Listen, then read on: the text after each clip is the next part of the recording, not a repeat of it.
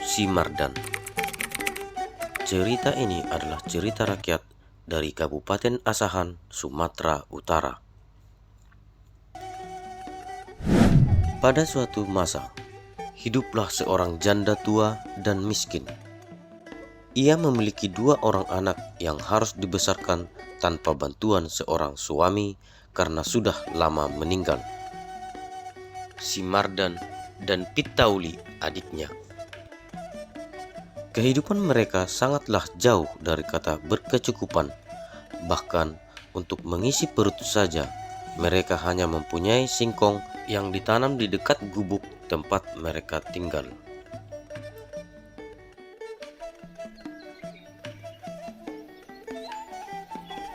Untuk membantu ibunya, si Mardan pun pergi mengembala kerbau milik seorang yang kaya demi mendapatkan upah walaupun tidak seberapa.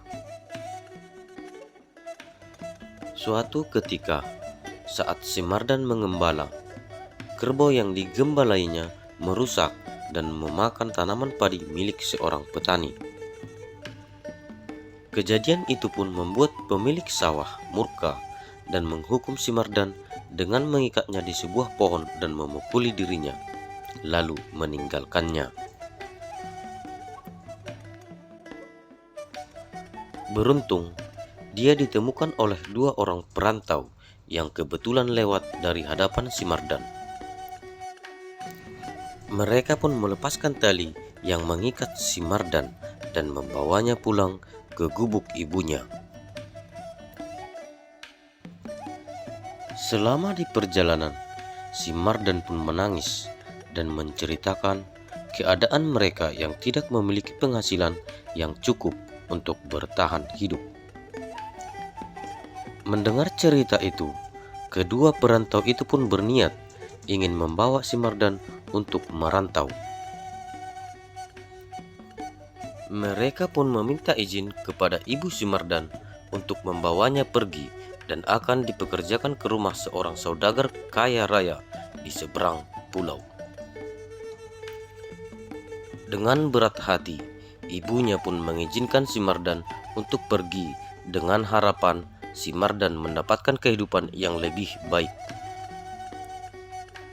Saudagar yang kaya raya itu merasa senang dengan kehadiran si Mardan karena memang dia adalah anak yang rajin, patuh, dan cerdas.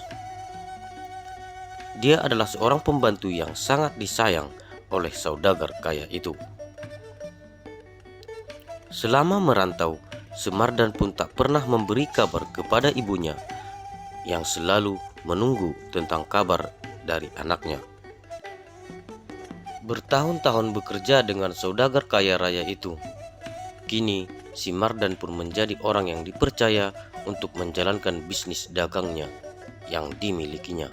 Karena selama ini si Mardan dianggap pembawa keberuntungan dalam rumah mereka. Bisnis yang dimiliki oleh tuannya semakin berkembang pesat. Melihat kerja keras si Mardan dan kelihayannya dalam berbisnis, saudagar kaya raya itu pun menjodohkan dan menikahkan putri satu-satunya bernama Marilam dan mengubah nama si Mardan menjadi Sulaiman.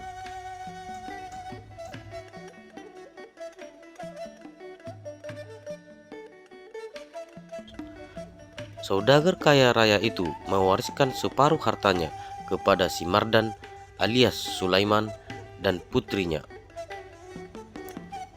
Suatu ketika, si Mardan ataupun Sulaiman bertolak ke Tanjung Balai untuk urusan dagang.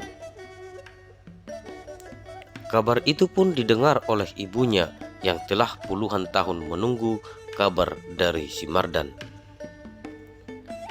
Hal itu membuat ibunya berjalan kaki dengan jarak puluhan kilometer dari kampung halamannya di Porsea menuju Tanjung Balai untuk menemui anaknya yang sudah sukses itu. Namun, apa yang diharapkan ibunya berbalik dengan kenyataan.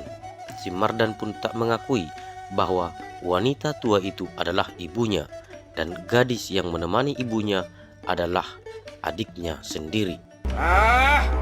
Usir mereka! Saya tidak punya ibu dan tidak punya adik. Nenek tua, kalau mau ngemis, jangan kesini. Pergi kalian.